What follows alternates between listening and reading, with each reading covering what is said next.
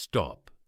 Before you reach for another supplement, before you spend another dollar on anything that promises to slow down aging, I need you to hear this first, because the number one thing that is aging your brain right now is not what you're eating.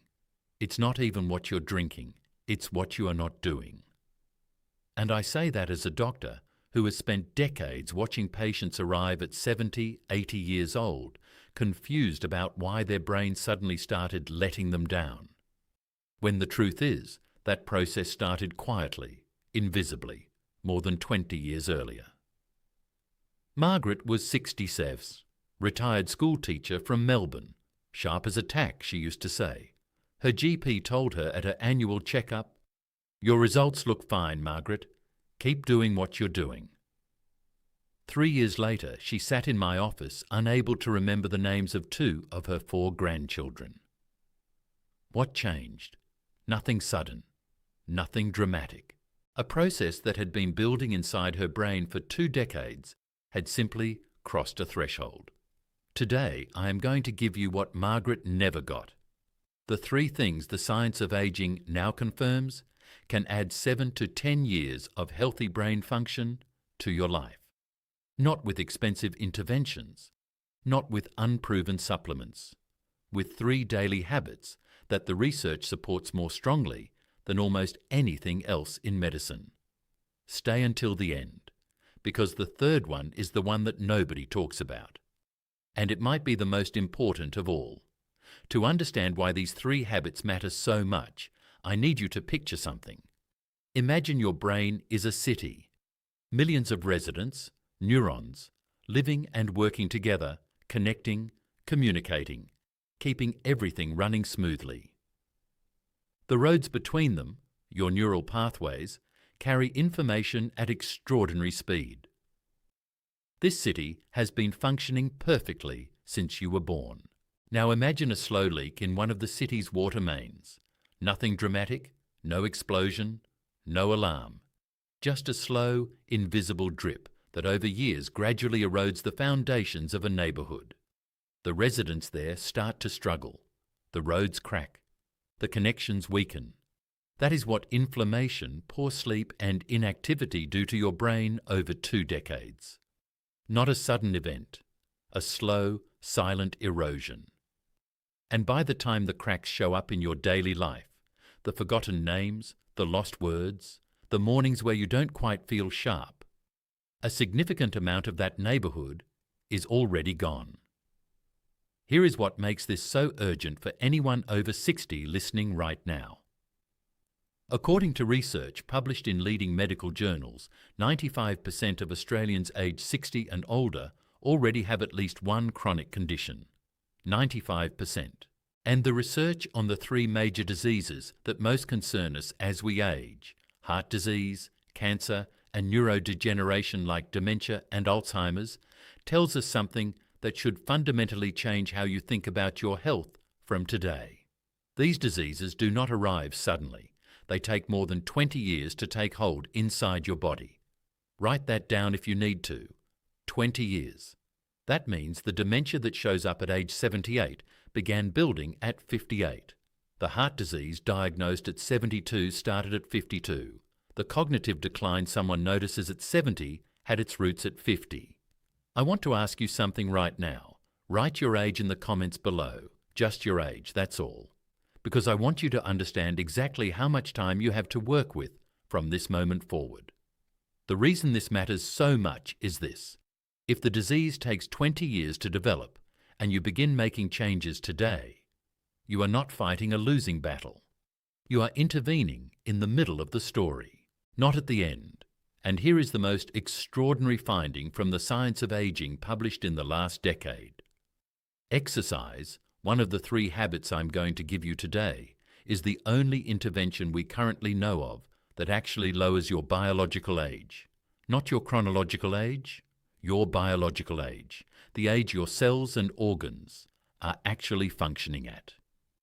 Before I tell you what that means for your brain specifically, let me tell you what most people are getting completely wrong. Because the anti-aging industry is right now selling you something that the science does not support. and I'm going to show you exactly what that is, right after I explain why the next 20 years of your health are entirely in your hands. Let me be direct with you about something. There are over 800 longevity clinics operating right now. Some charge up to $50,000 per week. Gyms are selling intravenous anti-aging drips. Influencers are taking immunosuppressant drugs in the hope of reversing aging. Scientists are injecting young people's plasma into older patients. And none of it has been proven to work in human beings. Not the NAD+ supplements, not the rapamycin, not the full-body MRI packages, not the genetic reprogramming therapies, not the plasma transfusions. The honest assessment from the world's most cited researchers in this field is this: there is nothing commercially available today that has been shown to slow or reverse aging in humans. Everything with real evidence points to lifestyle, always lifestyle. Now, I know some of you are going to push back on this. You've read articles, you've seen testimonials, you've got a friend who swore by something that transformed their energy levels. I'm not telling you what your friend experienced wasn't real. I'm telling you the science doesn't yet support the mechanism those products claim. If this is reaching you at the right time, type "sharp mind" in the comments below. I read every single one. Here's what the research does support. And I want to give you this in the clearest possible way, because the science of aging has now produced evidence stronger than we have had at any point in medical history. If you commit to what I am about to describe over the next several years, the data shows you can extend your healthy lifespan, not just your lifespan, but your healthy lifespan, by 7 to 10 years. 7 to 10 years of a sharp mind, of recognizing your grandchildren's faces, of knowing where you are when you wake up in the morning. That is what we are talking about today. Habit 1 is the most powerful thing you can do for your biological age, and it doesn't cost a single dollar. Habit number 1, movement, specifically a combination of aerobic exercise and resistance training. Now, before you switch off, because you've heard this before, I need you to understand something that most doctors, even most specialists, didn't fully appreciate until the science of aging produced its most recent findings. Your DNA has what researchers call an epigenetic clock. Think of it as a biological timestamp on your cells. It tells scientists not how old you are on paper, but how old your cells are actually functioning. And this biological age can be years older or younger than your actual age. Here is the finding that genuinely stopped me when I first read it. Exercise is currently the only intervention we know of that measurably lowers your epigenetic age. Not supplements, not fasting protocols, not cold plunges. Exercise. A 70-year-old with an epigenetic age of 60 has a brain that is functioning a decade younger than their birth certificate suggests. And that gap between chronological age and biological age is something you can actively influence. Starting today. Let me be specific about what the evidence supports, because this is where most people get it wrong. They do one or the other, either cardio or weights. The research is now unambiguous. You need both. Aerobic exercise at minimum 30 minutes of continuous movement at a pace that raises your heart rate, walking, swimming, cycling, whatever suits your joints and your life, 5 times per week. Ideally every day if your body allows it. Resistance training 2 to 3 times per week. This doesn't mean a gym membership. Resistance bands cost almost nothing and work extremely well. Bodyweight exercises, squats, wall push-ups, seated leg raises count. What matters is that your muscles are working against load. And beyond those two, something that barely gets mentioned, but the evidence strongly supports: balance work. Standing on one leg for 60 seconds, alternating feet. Free. Takes 2 minutes. And the data on fall prevention alone in adults over 60 is extraordinary, because a fall at 75 can be the event that begins a rapid physical and cognitive decline. Balance work is brain work. Here's a question for you. How many days per week are you currently moving your body? Just write the number in the comments. 1, 2, 3, 5. Whatever it honestly is. Because I want you to start from your real baseline, not where you wish you were. And here is what I want you to hold on to from the research on exercise and mental health, because this surprised even me. A large meta-analysis of randomized controlled trials comparing exercise to antidepressant medication for major depressive disorder found that exercise produced markedly greater improvements in depressive symptoms than the medication. Exercise versus antidepressants. And exercise won by a significant margin. Your brain is not separate from your body. Every time you move, you are doing something for your mind that no tablet can replicate. Habit number 2 is where most Australians over 60 are losing years of brain function without realising it. And it's happening every single night. Habit number 2, sleep. Specifically, deep sleep. And I don't mean just hours in bed, I mean the quality of the sleep you're getting. Because research now shows that sleep is far more important for brain health than we understood even 5 years ago. Here is what is happening inside your brain when you are in deep sleep, and why this matters so much for dementia prevention specifically. Your brain has its own waste clearance system. Researchers call it the glymphatic system. Think of it as a cleaning crew that only comes in at night during deep sleep and flushes out the metabolic waste products that accumulate during your waking hours. One of those waste products is amyloid beta, a protein that, when it accumulates over years, forms the plaques associated with Alzheimer's disease. The cleaning crew only works properly during deep sleep. When your deep sleep is consistently disrupted, shortened, or fragmented, the waste builds up, night after night, year after year. That is the mechanism.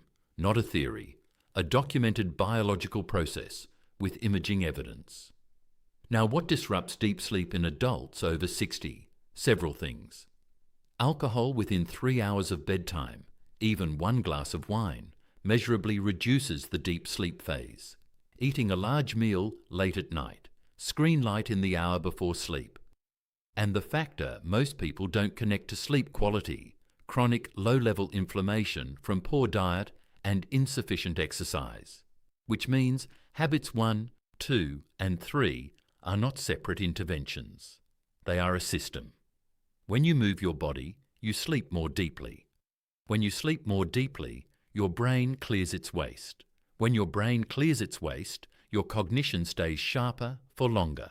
Tell me honestly in the comments, how many hours are you sleeping most nights? And do you wake up feeling genuinely rested? Just write yes or no, because your answer to that second question matters far more than the number of hours. A practical recommendation: if you are regularly waking at 3 or 4 in the morning and cannot return to sleep, that disrupted pattern is worth a conversation with your GP specifically about sleep quality, not just duration. Health Direct Australia has excellent resources on this, and Dementia Australia lists sleep disruption as a modifiable risk factor for cognitive decline. Habit number 3 is the one that surprised me most when I reviewed the research, and it is the one I see almost completely ignored in conversations about brain health for seniors. Habit number 3: what you eat, specifically what you stop eating. And I am not going to give you a complicated diet plan. I am going to give you one principle that the research supports clearly and that anyone can apply starting at their next meal. Reduce ultra-processed food. Ultra-processed food is anything that comes in a box, a bag, or a package, with ingredients you wouldn't recognize in your own kitchen. It is engineered, deliberately, by food scientists to override the natural signals between your gut and your brain that tell you when you are full. It is designed to make you want more. That is not an accident. That is the product. Here is what the research shows it does to your brain specifically. A scientist in the UK, Dr. Chris Van Tulleken, did something remarkable. He ate an ultra-processed diet for 30 days and documented the results with brain imaging and inflammatory markers before and after.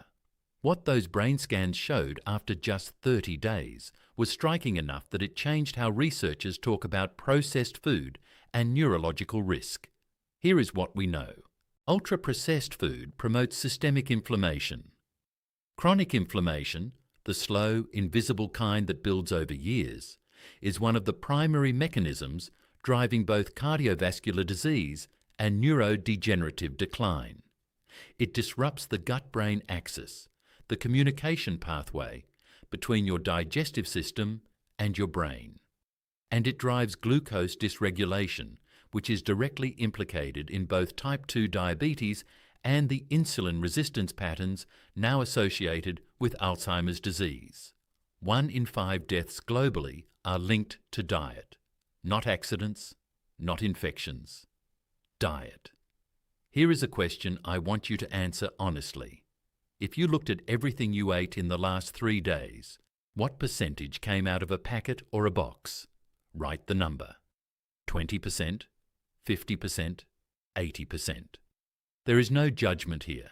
I just want you to have an honest picture of your starting point. Now, what does reducing ultra-processed food look like in practice? Not perfection. Progress. If your diet is currently 70% ultra-processed, getting it to 40% is a meaningful intervention.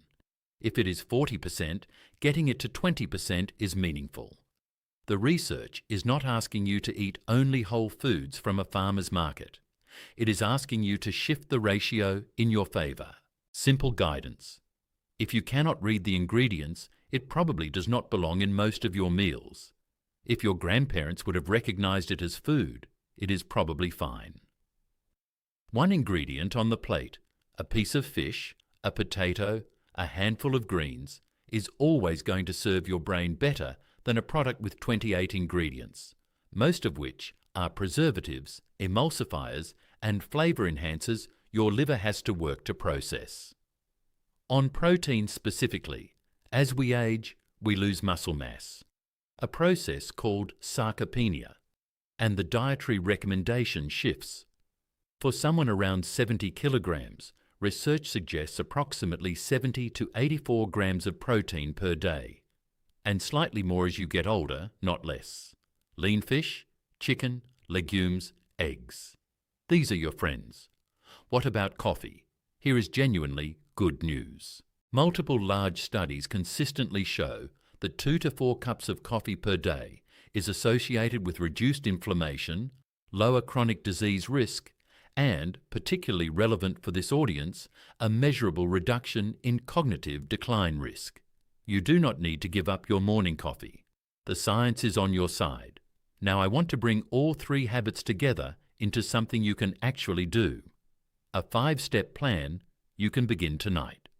Because knowing the science is only half the equation. The other half is action. Let me tell you something important before I give you this plan. It is never too late. That is not a motivational phrase. That is what the research shows. Adults who begin these interventions at 70 and 80 still demonstrate measurable improvements in biological markers. The brain retains plasticity, the capacity to adapt and strengthen, well into your later decades, provided you give it what it needs. You are not starting too late. You are starting exactly when you are. Step 1. Move for 30 minutes, 5 days this week. It does not matter what. Walking counts, swimming counts, dancing counts. The threshold is simply heart rate up, continuous movement, 30 minutes. Put 5 appointments in your calendar right now for this week. Treat them as non-negotiable. Step 2. Add resistance twice this week. 2 sessions. Resistance bands or body weight. Squats, wall push-ups, band rows. 10 to 15 minutes each session. That is all the research requires to begin making a difference. Step 3. Set a food boundary tonight. Choose 1 ultra-processed item you currently eat regularly, just 1, and replace it this week with something with a single ingredient. 1 swap. That is your starting point. Step 4. Protect your deep sleep. No alcohol within 3 hours of bedtime this week. Screens off 45 minutes before sleep. Cool, dark room if possible. These 3 changes alone have measurable effects on deep sleep quality in studies of adults over 60. Step 5. Know your risk. Ask your GP at your next appointment for a polygenic risk score, an inexpensive genetic test that tells you your lifetime risk for specific conditions, including cardiovascular disease and certain cancers. Ask specifically about a PTA 2x17 blood test if dementia runs in your family. It is now as accurate as a PT brain scan for identifying Alzheimer's risk. Knowing your specific risk makes you 3 times more likely to act on it. That is not opinion. That is documented in studies. Let me bring this together. 3 habits. 7 to 10 years of healthy brain function on the table. Habit 1. Move your body, aerobic and resistance, 5 days a week. It is the only thing we know that lowers your biological age. Habit 2. Protect your deep sleep. It is the only time your brain flushes the waste that builds into dementia. Habit 3. Reduce ultraprocessed food. Cut the inflammation that has been quietly eroding your brain for decades. None of this requires a $50,000 clinic. None of it requires unproven supplements. All of it has more scientific backing than almost anything else being sold to you in the name of longevity. Margaret could not get this information at 67. You have it right now. If this video reached you at the right moment, write "sharp mind" in the comments below.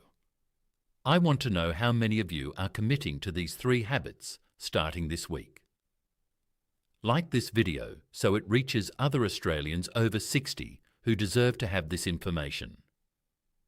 Share it with someone you care about, a parent, a partner, a friend who has been wondering why they do not feel as sharp as they used to.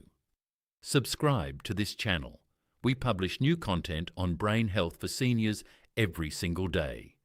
And every video is built on the same principle as this one: evidence first, always. Join our community of active seniors for a sharper mind. I'll see you in the next video.